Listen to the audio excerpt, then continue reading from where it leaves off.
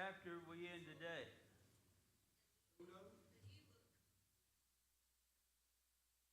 Hey, look. Chapter 1 of the book of... All right.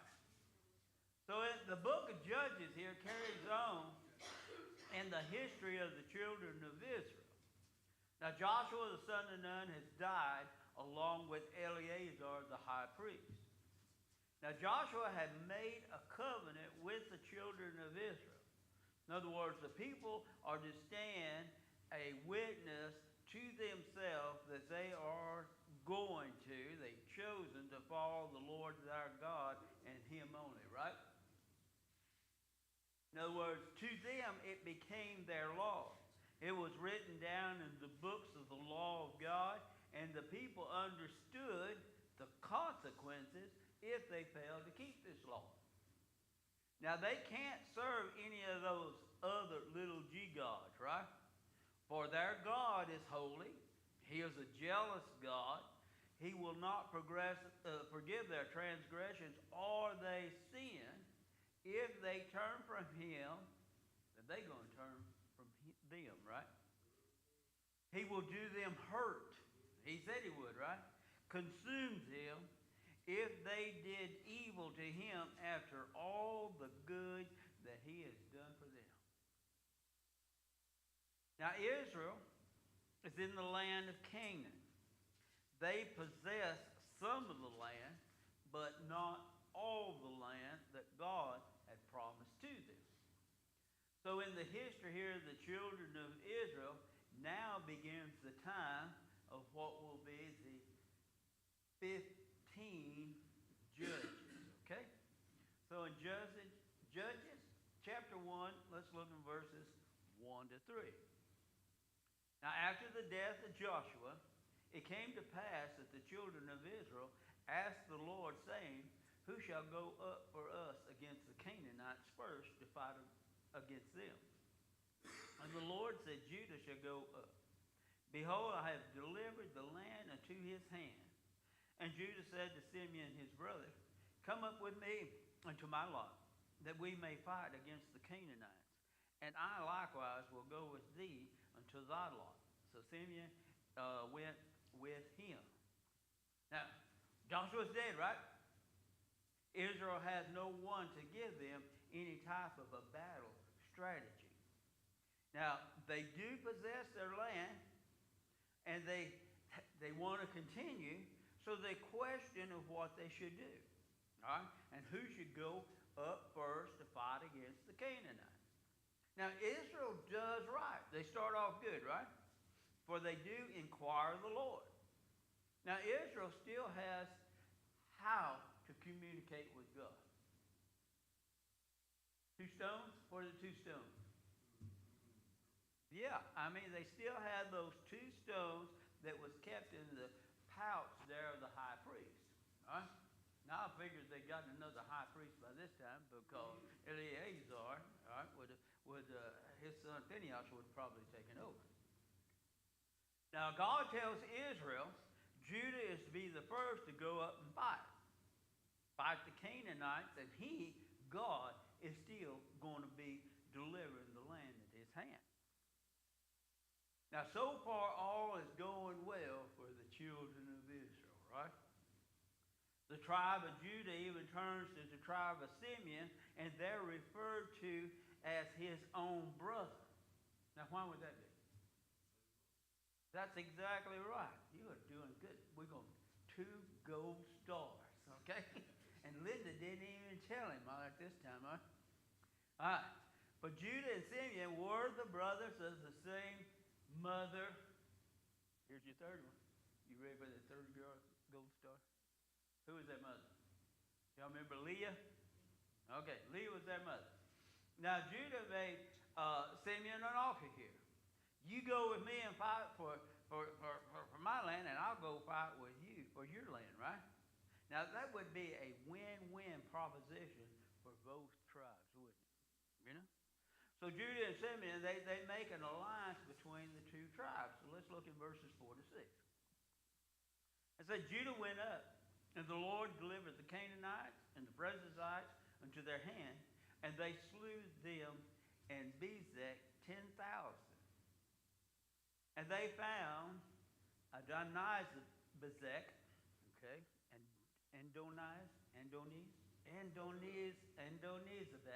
Adonizebek, kind of sounds Italian, doesn't it? Adonizebek in Bezek, and they fought against him, and they slew the Canaanites and the Perizzites, and Adonizebek, right, fled, and they pursued after him, and caught him, and cut off his thumbs, all right, and his great toe. Now, at the second numbering of the children of Israel before entering into the land of Canaan, the tribe of Judah had numbered at 43,730 fighting men. Y'all remember that? Y'all remember we counting all those tribes and everything? On Simeon, they were counted at 22,200. So being these two tribes and over 40 years later, now hopefully they have around the same amount of fighting men or more, right? Now, so they would have around 65,930 fighting men if they kept the same. Now, Judah goes into battle with the Canaanites and the Perizzites there. Now, both of those were descended through Ham, through Canaan, and God delivers them into the hand of Judah. And it's saying 10,000 was killed there at Bezek. Now, the exact location of Bezek is not known today, but it's understood to have been in the same area of Jerusalem in the land there of the tribe of Judah. Now, Bezek means scattered, all right, as in a flash of lightning. You ever seen that lightning come down and just kind of scatters across the sky? That's what Bezek, all right? And that's what that king there, Adonizebek, did, right? Now, Adonizebek, wasn't the king's name. Adonai means Lord, all right? And Bezek was the name of the city, so Adonizebek, all right, means Lord of Bezek, all right? So that was his title as being king, right? Now, Adonizebek flees the battle. And he's pursued and he's captured, and they cut off his thumbs and his big toes. All right? That wouldn't be very good, would it? Now, cutting off the thumbs and the big toes would incapacitate him, but is also done to humiliate him. All right? Now, as a warrior, all right, because back in them times, the king went out, he was out front, right? They wasn't sitting back in the office somewhere. As a warrior, he could no longer fight or bear arms. He couldn't even put a sword in his hand, right? He couldn't hold a sword, and his big toes. Could you imagine trying to walk around without any toe like that? I mean, that big toe, without it, he would be stumbling around, he'd be off balance, and no running or fleeing for sure. Let's look at number 7. And Adonizebek said 70 kings, having their thumbs and great toes cut off, gathered their meat under my table, as I have done, so God has requited me. And they brought him to Jerusalem, and there he died. And Adonizebek has said here that 70 kings he had done the same to. He cut off their thumbs and their big toes, but you know, he took it a bit further, didn't he? He had these kings. They would crawl around the floor of his dining room, under his table to eat the scraps that fell if they wanted to get any food. And Adonizebek, he kind of reflects here on his evil doing that he's done in the past to those 70 kings.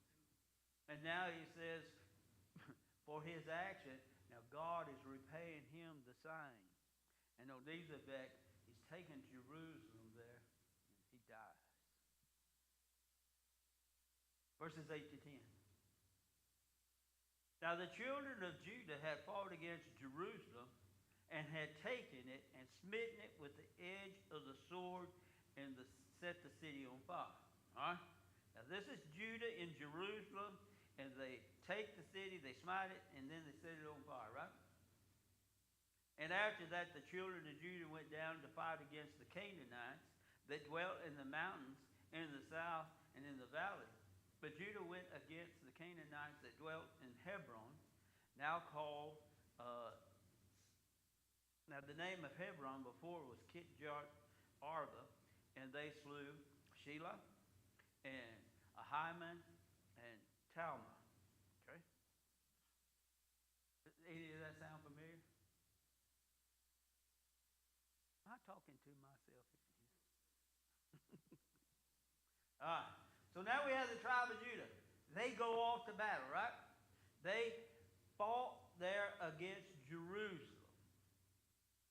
Now before times, as we had studied, and that was in Joshua in chapter 15, verse number 63. It says there, and as far as the Jebusites, the inhabitants of Jerusalem, the children of Judah could not drive them out. So this is kind of their second time going in there. It says, but the Jebusites dwelled with the children of Israel at Jerusalem unto this day. But not this day, right? Judah took Jerusalem with the edge of the sword, and then he set that city on fire. Now Judah continues to fight against the Canaanites in the mountains, right? And in the south and in the valley. Even to Hebron from Jerusalem. If you went from Jerusalem to Hebron, that's like 30 miles distance between the two cities. Now Judah fought and they took all this land. Now we talked about Hebron before, right? Kirjath Arba. All right. Now who was Hebron, Kirjath Arba, given to? Y'all remember Caleb?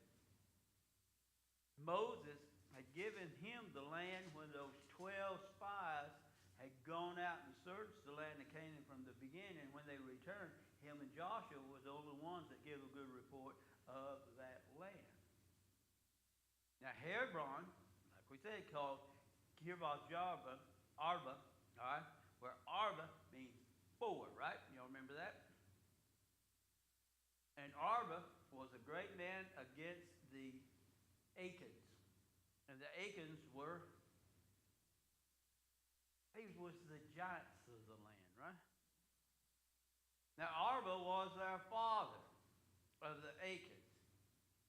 And he had the three sons that was Shishah, all right, and Ahiman and Talmah. Now all these giants, all right, but none of them stood against the children of Judah or Caleb. And Caleb was 85 years old at that time.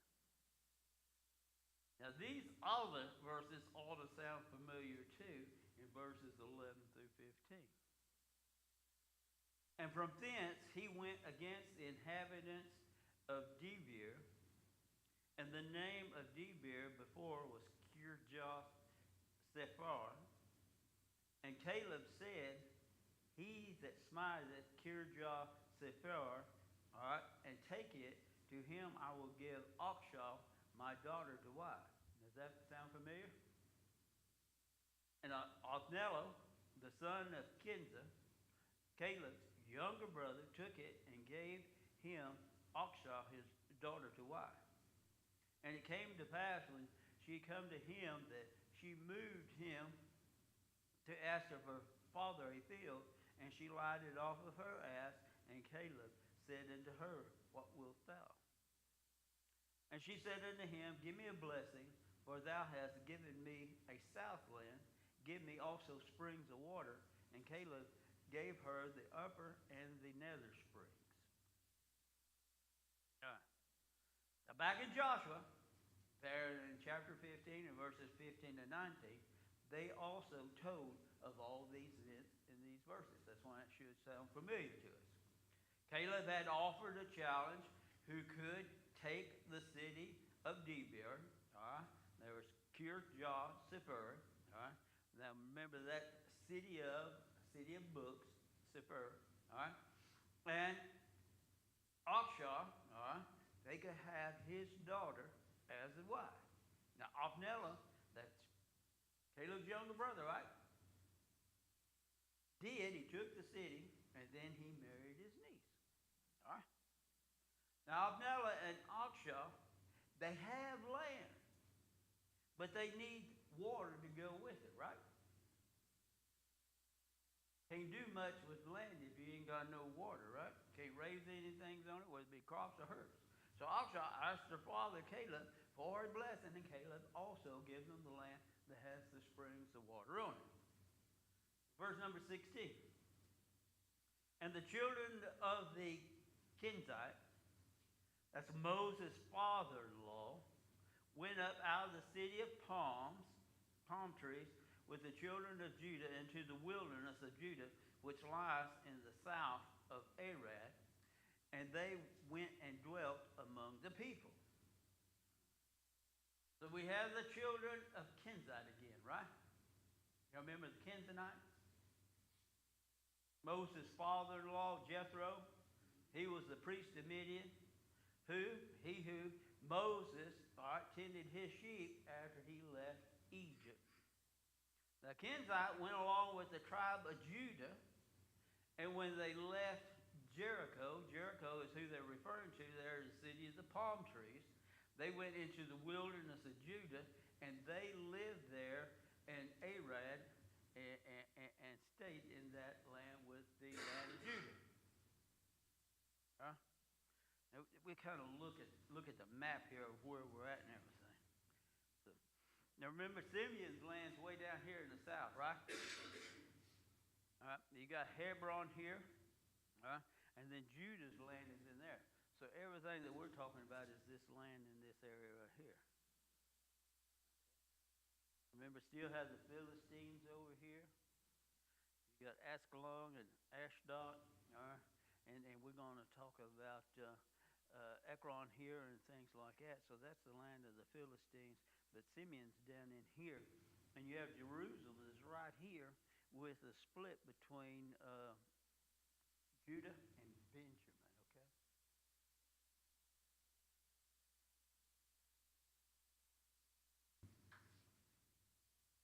Let's look verses 17 to 20. And Judah went with Simeon, his brother, and they slew the Canaanites and the inhabitants of Zephath, and utterly destroyed it, and the name of the city they called it Harmath. Okay? Now, if we look at Harmath, all right, we're talking about way down here in the south, okay?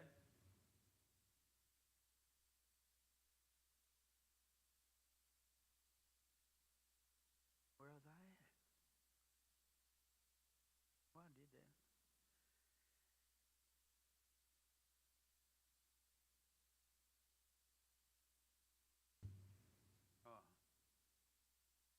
Are y'all with me? Because I don't even know where I was. 17 to 20, right? And Judah went with Simeon and his brothers, and they slew the Canaanites and the inhabitants of Zephath, and utterly destroyed it, and the name of the city was Harmath, okay? Also, Judah took Gaza, all right? And the coast thereof, and Askelon, and the coast thereof, and Ekron, and with the coast thereof. Now, that was the land of the Philistines, right? Okay, by the Mediterranean. And the Lord was with Jesus, and they drive out the inhabitants of the mountain, but could not drive out the inhabitants of the valley, because they had chariots of iron. Now, have you noticed that every time they get to the chariots of iron, the children of Israel couldn't drive them out? And God's the one that's supposed to be doing the driving out anyway. I guess they had the fear of chariots of iron, huh? And they gave Hebron unto Caleb, as Moses said, and they expelled thence the three sons of Anak.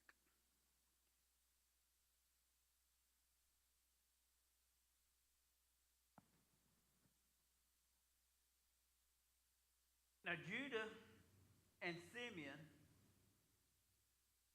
they have their alliance. And then they form and they fight against the Canaanites. Now, they took Sephirah, which is renamed Hormah. In other words, that's way down at the end there of the land of Simeon, down south. Now, Gaza, Ascalon, and Ekron, all right, we said this was the land of the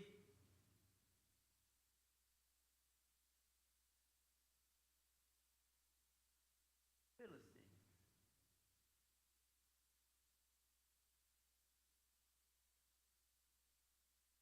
By the Mediterranean Sea, and Judah took this land. Now the Lord was with Judah, the inhabitants of the mountains, and they were driven out, and the land was taken. But in the valley of Judah, they could not drive them out. And why couldn't they drive them out? Chariots of iron for some reason. That's the excuse that was given, right?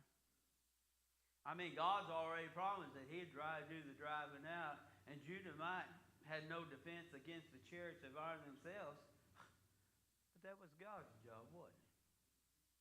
Now, Hebron, as we know, was given to Caleb as Moses had already promised, and those giants and those sons of the giants, they were expelled. They were run out. They was all killed. Verse 21. And the children of Benjamin did not drive out the Jebusites that inhabited Jerusalem, but the Jebusites dwelled with the children of Benjamin in Jerusalem unto this day. Now, you got to kind of question there why back in verse 8 we read that Judah had fought against Jerusalem, had taken it, they'd smitten it with the edge of the sword, and then they set it on fire, didn't they? And now we read here that in verse 21 that Benjamin did not drive out the Jebusites. They inhabited Jerusalem, and they were still unto that same day when this book was written. Now, we looked at the map, right? And Judah and Benjamin had their own land, right?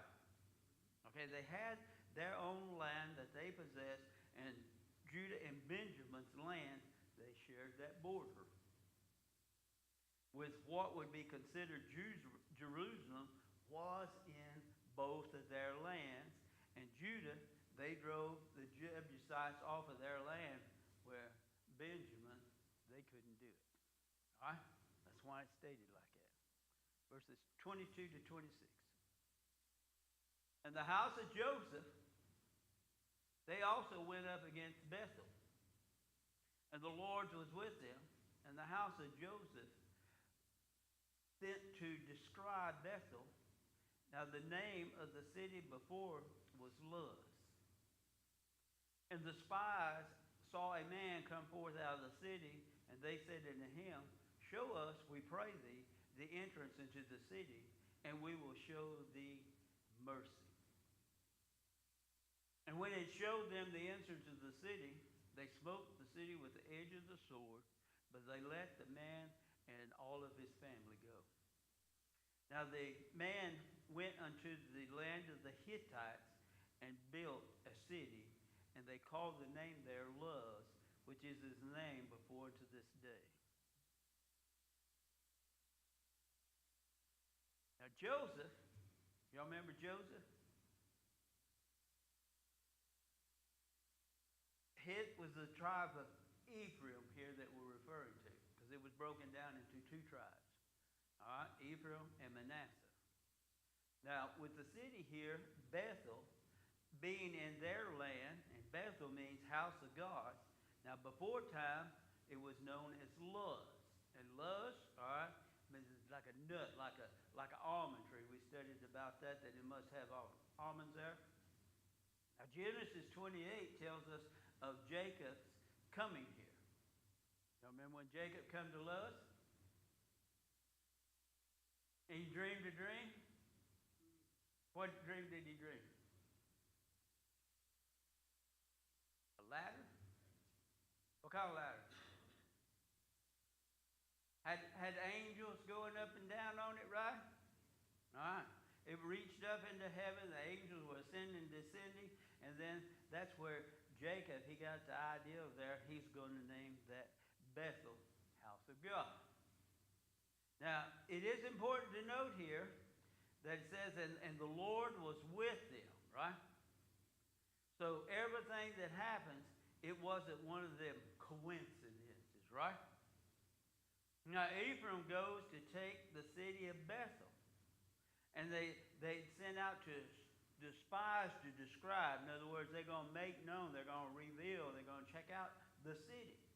Okay? Now, Bethel was a fortified city.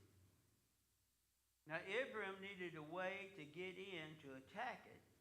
And these spies, they come along, and at the same time, here comes along a man that came out of the city. All right? Like I said, no coincidences, right? Now, if Bethel is under attack in the city, it would have been shut up where nobody could go out and get in. All right? So how did this man get out? Uh-huh. He must have known. He had one of them secret entrances, right? He knew a place to get in and out that others didn't. And the spies here, they bribed the man, right? Show them entrance to the city, and they would let him and his family go. Now, this man has a choice to make. Huh? Die right then and there? Huh? Because I don't see them spies letting him go. Or he could just betray everybody in the city by telling them the entrance of the city. Now, this man chooses the latter, all right, and shows them where that entrance is. And Ephraim took the city with the sword, and they let the man and his family go. Now, he said he went up to the land of the Hittites.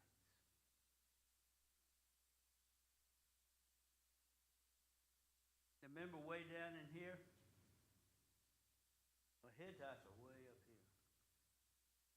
So he went up way up north there and found the Hittites there in the land of the Hittites, and he established another city, and he also called it Luz.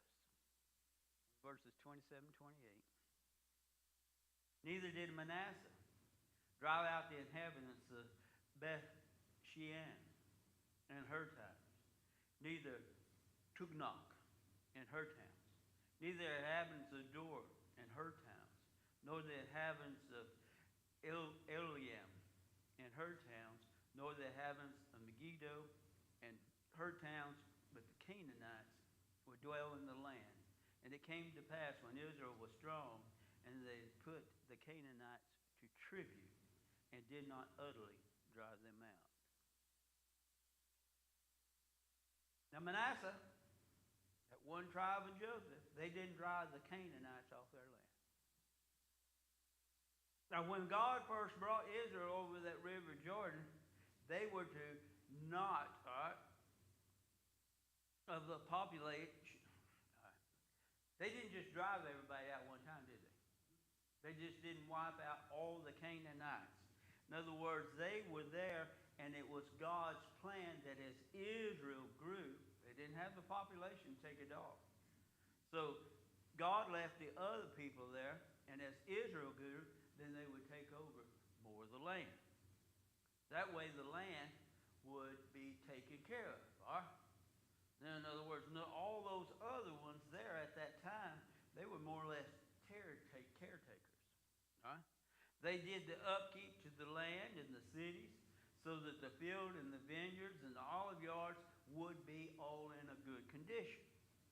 Now, Israel would just come in, take over the land, and there wouldn't be no, rebuilding or anything like that. It would just be theirs for the taking.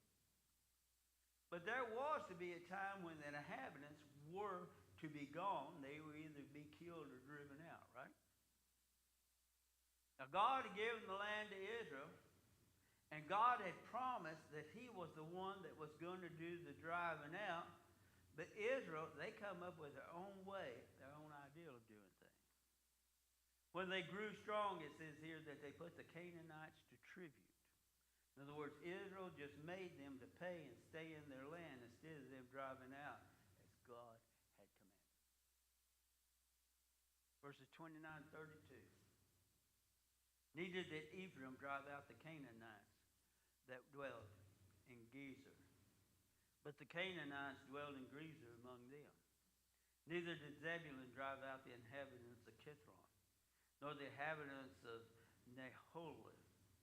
But the Canaanites dwelled among them and became tributaries. Neither did Asher drive out the inhabitants of Echo, nor the inhabitants of Zidon, nor the Halab, nor of Akzib, or of Helbah, or of Akzin, nor of Rehob. But the Asherites dwelled among the Canaanites and the inhabitants of the land, for they did not drive them out. Benjamin, they didn't drive out the inhabitants, did they? Manasseh, they didn't drive out the inhabitants. Ephraim didn't drive out their inhabitants. Zebulun, they didn't drive out their inhabitants. Asher didn't drive out their inhabitants. Now that's 5 tribes out of the 10 west of the Jordan that has people in their land to live there. They didn't drive out any or all of the Canaanites. Now do you see kind of like a pattern forming here? Verses 33 to 36. Neither did Naphtali drive out the inhabitants of Bethshemesh, nor the inhabitants of Bethanoth. But he dwelled in the Canaanites and the inhabitants of the land. Nevertheless, the inhabitants of Bethshemesh and Bethanoth become tributaries unto them. And the Amorites forced the children of Dan unto the mountain, for they would not suffer them to come down into valley. But the Amorites would dwell in the Mount Heres and Angelon and in Shalabin, yet the land of the house of Joseph prevailed so that they became tributaries. And the coast of the Amorites was from the going up to Akrabim, from the rock and upward. So we add Naphtali to that of the inhabitants that didn't get them driven out. And Dan, he even got forced off his land, didn't he? He way up there north. He got forced off his land. They took over him in the mountain area. The Amorites dwelled there in Heres and Angelon. Now, Angelon, y'all remember that place? I mean, wasn't that where we studied in Joshua in chapter 10 and verse 12, where Joshua had asked of the Lord that the sun stand still thou into Gibeon, and thou the moon in the valley of Angelon? And God granted Joshua the request so that he could finish the battle and drive these inhabitants of the land. Now, it looks like some of them inhabitants had moved right back into the land, didn't it? Now, verse 36 tells us that the coast, in other words, this would be the border there of the land of the Amorites. They lived in what was going up from Akrabim, which is on the south end of the Dead Sea, and the Amorites dwelled in the land upward from there. Now, as I said, Dan was forced off his land up in the north. So throughout all the land of Israel, from the north to the south, Israel had allowed the Canaanites to stay there and live. All the way up here, all the way down in here. They didn't drive them out. They did good on this side, didn't they? They took care of all them people over there. But in here, in all of the tribes that we have here, they allowed them to stay and live. And when they grew stronger to where they could have run them out, which God said he was going to do for them, then they started making them pay money to them just to stay in that land. Now, do you think the Lord their God is happy with their actions? Well, we're going to find out next week, okay? Brother James, you close us in order of prayer.